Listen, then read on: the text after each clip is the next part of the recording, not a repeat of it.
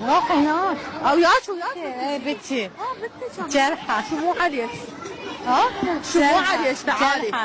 بعد عيدي ثلاث مرات 4 شلحة حتى يعني تثبت، ما كانت واضحة ومبينة.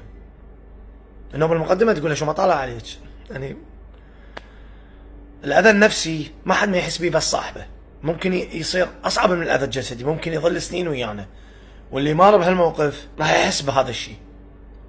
ترى ما فكرتي ممكن بعد 4-5 سنين ها شلحة بالكلية ورا الزواج اذا الله وفقها ايا كانت راح تظل وياها هذا ترى، والفيديو حيظل موجود وراح يكبر وياها، يجوز هسه ما بين عليها او ما حست، بعد طفلة وبريئة، بس مستقبلا ما فكرتي يعني، او يجوز ما فكرتي لبعيد. خلينا نقول من السهل انه تكونين امرأة، بس الاصعب انه تكونين ام.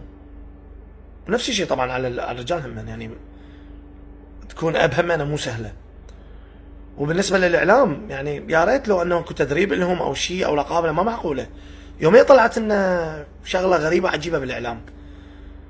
فنتمنى شوية ترتيب، يعني انتباه على هاي النقاط اللي هي يجوز تكون عابرة، بس ترى هي مؤذية للمقابل وبها اثر على المستقبل.